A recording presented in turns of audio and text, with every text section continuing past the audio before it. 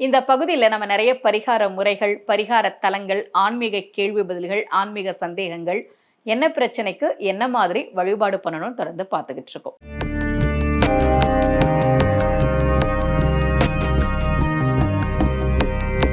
ரகசிய உண்மைகள் சேனலை பார்த்து கொண்டிருக்கும் உங்கள் அனைவருக்கும் சுமதி ஸ்ரீயின் அன்பு வணக்கம்.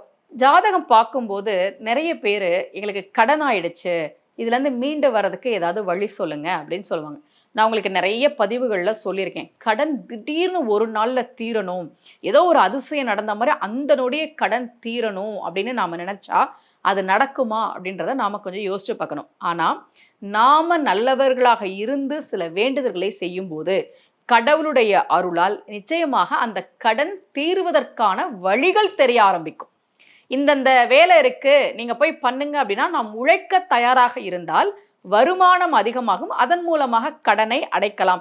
மற்றபடி நான் இங்கே உட்காந்துருப்பேன், என் கடன் தீரணும்னா அது நடக்குமா அப்படின்றத நாம கொஞ்சம் யோசிச்சு பார்க்கணும். நிறைய கடனால கஷ்டப்படுற ஜாதகங்கள் நான் பார்த்துருக்கேன், அதுல இருந்து மீண்டு வந்தவங்களையும் நான் பார்த்துருக்கேன். சில பேர் எனக்கு என்ன பண்றதுனே தெரியலமா, எங்களுக்கு வர வேண்டிய ஒரு சொத்து இருக்கு, அதை அப்பா பிரித்து கொடுத்தாருன்னா, தாத்தா பிரித்து கொடுத்தாருன்னா இந்த கடனை அடைச்சிடலான்னு அதுக்காக காத்துட்டு இருக்கிறவங்க இருக்கிறாங்க. இந்த மாதிரி இருக்கக்கூடிய ஒரு ஜாதகம் தான் இப்போ நீங்கள் பார்த்துட்டு இருக்கிறீங்க. இந்த ஜாதகருக்கு நிறைய கடன் இருந்தது, அதுலேருந்து எப்படி மீண்டு வர்றதுன்னு தெரியல. நான் கடன் பிரச்சனைகள் தீர்வதற்கான தலங்கள், பதிகங்கள், பாசுரங்கள் எல்லாமே நான் உங்களுக்கு சொல்லியிருக்கேன், வேற வேற பதிவுகளில் சொல்லியிருக்கேன். அதை நீங்கள் செய்கிறப்போ ஒரு கோவிலுக்கு நீங்கள் போகிறீங்க, கடன் தீரணும்னு நீங்க வேண்டுறீங்க. அப்ப அந்த கடன் எப்படி தீரும்னா, கூடுதலா உழைக்கக்கூடிய வாய்ப்பு நம்மளை தேடி வரும்போது நாம உழைக்க தயாராக இருந்தால், அப்படி உழைச்சா வரக்கூடிய வருமானம் மூலமாக அந்த கடன் பிரச்சனைகளை நம்ம சமாளிக்கலாம். அப்படிதான் நம்ம அதை புரிஞ்சுக்கணும்.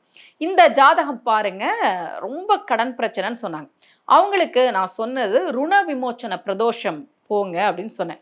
ஏற்கனவே நான் உங்களுக்கு ரகசிய உண்மைகள் சேனல்ல சொல்லியிருக்கேன், கடன் பிரச்சனை தீர்வதற்கு ருண விமோச்சன பிரதோஷ வழிபாடு பண்ணணும். ருண விமோச்சன பிரதோஷ வழிபாடுனா செவ்வாய்க்கிழமை அன்றைக்கு வரக்கூடிய பிரதோஷத்துக்கு ருண விமோச்சன பிரதோஷம்னு பேரு. பிரதோஷத்திலேயே ஒவ்வொரு நாள் வரக்கூடிய பிரதோஷத்துக்கும் ஒரு பலன் உண்டு. நம்ம சனி மகா பிரதோஷம் தவறாம எல்லாரும் போவோம். அன்றைக்கு நம்ம கோவிலுக்கு போகிற போது நிச்சயமா நமக்கு நிறைய பலன்கள் கிடைக்கும், நம்முடைய கர்ம வினைகள் தீரும். அதே மாதிரி செவ்வாய்க்கிழமை வரக்கூடிய பிரதோஷத்துக்கு ருண விமோச்சன பிரதோஷம்னு பேரு. இவங்க வெளிநாட்டுல இருக்கிறாங்க, அவங்க இருக்கக்கூடிய இடத்துல இருந்து அந்த கோவிலுக்கு செவ்வாய்க்கிழமையில வரக்கூடிய பிரதோஷம்ன்றது அடிக்கடி வராது இல்லையா, எப்பயாவது தான் வரும். அந்த பிரதோஷ வழிபாடு பண்ணினாங்க. கூடவே நான் உங்களுக்கு சொன்னது தாரித்ரிய துக்க தகன சிவஸ்தோத்திரம் படிங்க, ஒவ்வொரு நாளும் படிங்கன்னு சொன்னேன். அவங்க வெளிநாட்டில் இருக்கிறாங்க, ஒவ்வொரு நாளும் குடும்பத்தோடு உட்காந்து தாரித்ரிய துக்க தகன சிவஸ்தோத்திரம் படித்தாங்க.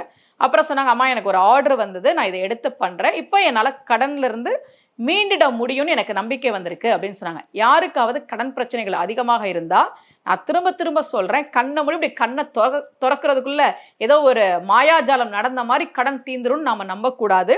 அந்த கடன் தீர்வதற்கு நாம உழைக்க தயாராக இருக்கணும், கூடுதலா உழைக்க தயாராக இருக்கணும். கிடைக்கிற வாய்ப்புகளை பயன்படுத்தி கூடுதலா உழைக்கிற போது வருமானம் அதிகமாகும் போது அந்த கடனை நாம் அடைக்க முடியும். அப்படி கடன் அடைபடுவதற்கும், அப்படி கடனை அடைக்கிற அளவுக்கு வருமானம் கிடைப்பதற்கும் நாம சொல்ல வேண்டிய ஸ்தோத்திரம் தான் தாரித்ரிய துக்க தகன சிவஸ்தோத்திரம்.